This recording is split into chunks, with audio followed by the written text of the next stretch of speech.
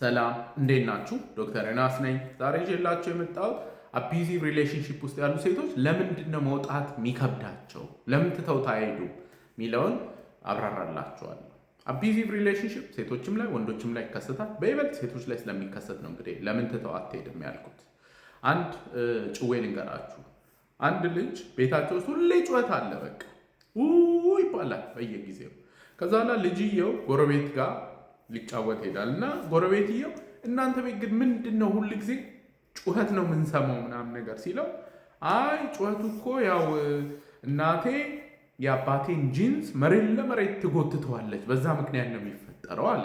ከዛ ጎረቤትየው ገርሞ እንዴት ጂንስ መሬት ለመሬት መጎተት ያን ያህል እንደዚህ ያስጨዋል እንዴ ሲል፣ አይ ጂንሱ ውስጥ እኮ አባቴ አለ አለ።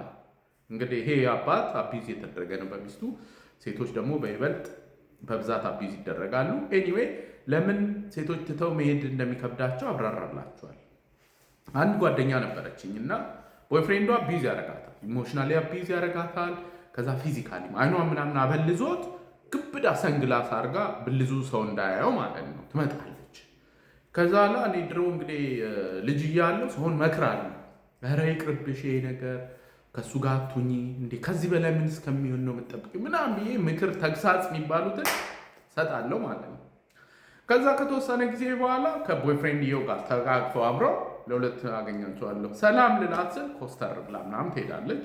ኤኒዌይ በጣም ኢንትሪግ ያደርገኛል። ምንድን ነው የተፈጠረው እንዴት አብረው ምናምን ብዬ ማለት ነው። አሁን እንግዲህ ሳይኪያትሪስት ከሆንኩኝ በኋላ ትንሽ ደግሞ ማቹር ሳደርግ ያልተለመደ ነገር ሳይ ምክር ምናምን ሳይሆን ሰዎች ምን ውስጥ ቢሆኑ ነው ብዬ አንደርስታንድ ለማድረግ ነው የምሞክር። እና አቢዩዚቭ ሪሌሽንሺፕ ውስጥ ያሉ ሴቶች ለመውጣት የሚከብዳቸው በሶስት ዋና ምክንያቶች ነው። የመጀመሪያው ተስፋ ነው። ይህ ማለት ምን ማለት ነው? አቢዩዚቭ ሪሌሽንሺፕ ዛሬ በቦክስ ወይም ኢሞሽናሊ በስድብ ምናምን እንትን የሚለው አቢዩዝ የሚያደርገው ሰው ከመጀመሪያውም እንደዛ ከመጀመሪያ ሲምፕል ነው፣ በቃ ገና እንዳያቸው ትወጣለች። ግን አቢዩዚቭ የሆኑ ሰዎች መጀመሪያ ላይ በቃ የፍቅር ቦምብ ነው የሚያፈነዱት። ይሄ በእንግሊዝኛው እንግዲህ ላቭ ቦምቢንግ ይባላል። በአማርኛ የሆነች ዘፈን ነበረች፣ ቦምቡ ፍቅርሽ ሲፈነዳ ሚል። በቃ የፍቅር ቦምብ ያፈነዳል።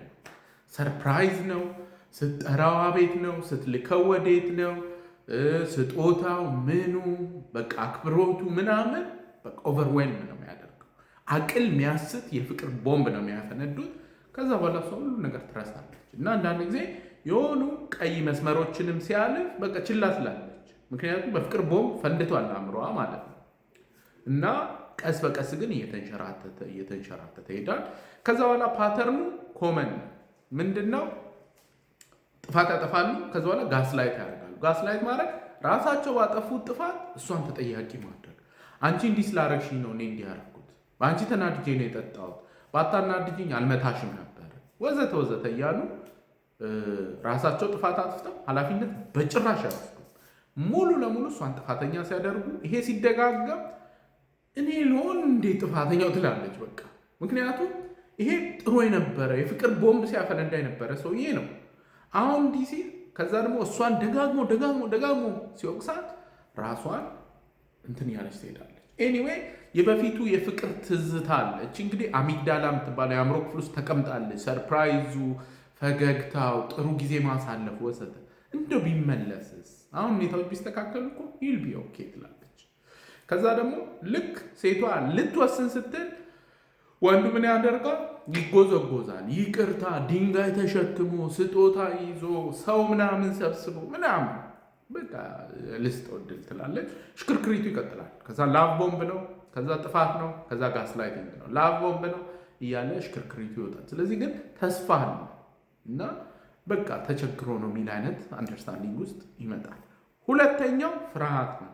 አቢዩዚቭ ሪሌሽንሺፕ ያሉ ሰዎች ልክ እሷ ወስና በቃ ልሄድ ነው ስል የእናትሽ ሆድ ምትገቢ መስሎሻል፣ እኔ ያላንቺ አልኖርም ይላል።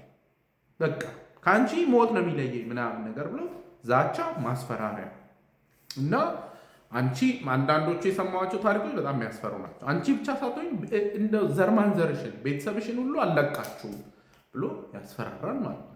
ስለዚህ ለአንድ ኖርማል ዲሰንት ለሆነ አእምሮ ላለው ሰው ይሄ በጣም የሚያስፈራ ነገር ነው እና ራሴም አደጋ ውስጥ ከምገባ ቤተሰቤንም ችግር ውስጥ ከምከት ብለው ሴቶች ለመውጣት በጣም በጣም ያመነታሉ። ሶስተኛው ማህበራዊ ግፊት ነው። ይሄ ትልቅ ጫና ነው። ብዙ ሴቶች እንደዚህ አቢዩዚቭ ሪሌሽንሽፕ ውስጥ ሆነው ለጓደኛቸው እንኳን ሲነግሩ ጓደኞቻቸው አያምኗቸው። ምክንያቱም ፓርትነራቸው የቤት ውስጥ ቀጋ የውጭ አልጋ የሚባል ሰው ነው። ውጭ ልስልስ ያለ ሰው ነው። በቃ ሰው ሁሉ የሚያከብረው ነው። ፖዚሽን ሊኖረው ይችላል፣ ሃይማኖት ውስጥ፣ በመንግስት ስራ ውስጥ ወዘተ። ሰው ሁሉ ያከብረዋል። የሚያውቀው ሰው ሁሉ ኧረ በጣም እሱ ዘመናዊ ሰው ነው፣ ሲቪል ምናምን እና እቺ ሴት በደሏን ልክ ስትናገር የሚሰማት ሰው የለም። በጣም የሚያሳዝነው ምንድን ነው? የገዛ ቤተሰቦቿ ራሳቸው እናቷ፣ አባቷ፣ ዘመዶቿ ምናምን ሁላ ላያምኗት ይችላሉ። ይሄ በጣም አስቸጋሪ ነው። ከዛ ባሻገር አቢዩዚቭ ሰዎች አንድ ቴክኒክ አለቻቸው። ጥቃት እያደረሱ ለመቀጠል አንድ ቴክኒክ በብዛት ይጠቀማል። ይሄ ምንድን ነው? ሴቷን ይነጥሏታል ከጓደኛ ከቤተሰብ ምናምን ይነጥል። እቺ ጓደኛሽ አልተመቸችኝም፣ ያኛው ዘመድሽ እንደዚህ አስቸጋሪ ሰው ከእሱ ጋር ስትሆኚ ደስ አይለኝም ወዘተ ወዘተ እያሉ ያራርቋት መጨረሻ ላይ እሷ ብቻዋን ትሆናለች። ከዛ በኋላ በቃ ከአቢዩዚቭ ሪሌሽንሽፕ ከመቀጠል ውጭ ሌላ አማራጭ አይኖራትም ማለት ነው። ከዛ ሽምግልና ምናምን ይባላል። ሽምግልና የራሱ የሆነ እንትን አለው። ለምሳሌ ሽምግልና ማለት ሴትና ወንድ ሆነው ሽማግሌ ሲጠሩ የሚሰበሰቡት እንዳለ ወንዶች ናቸው። ስለዚህ 5 ሽማግሌ ቢኖር ከባልየው ጋር 6 ወንድ ጋር አንድ ሴት እንዴት ሆና ነው በትክክል በደሏን ያላትን ሌሎችም ነገሮችን መናገር የምትችለው? እስና ኮምፈርተብል። ይሄ በሽምግልና ውስጥ ያለው ጋንጊንግ መታወቅ አለበት እና በቃ እሷ ሼም ይዛታል። ከዛ እሱ ደግሞ በዚህ ሰዓት ላይ በቃ ነገሮችን እያጣፈጠ ያወራል። የማህበራዊ እንትን ጫናው በጣም ይመጣል፣ ለመውጣት ያስቸግራል ማለት ነው። ከዛ መጨረሻ ላይ እንግዲህ ጨክነው የወጡ ሴቶችም አሉ። ጨክኖ መውጣት በራሱ በጣም ትልቅ እንትን ነው። ከዛ በኋላ ደግሞ የስነ ልቦና እገዛም ማግኘት ያስፈልጋል። ቢካዝ አቢዩዚቭ ሪሌሽንሽፕ ሰዎች በራስ መተማመናቸውን ሸርሽሮ አንዳንድ ሰዎች በቃ ያሳዝኗቸዋል። በቃ ድሮ ዘናጭ ኮንፊደንት በጣም ስራ የሚሰሩ ምናምን የነበሩት በቃ ወዛቸውም እንትን ብሎ ኮንፊደንሳቸው ተመቱ ምናምን ቬሪ ቬሪ ሳድ።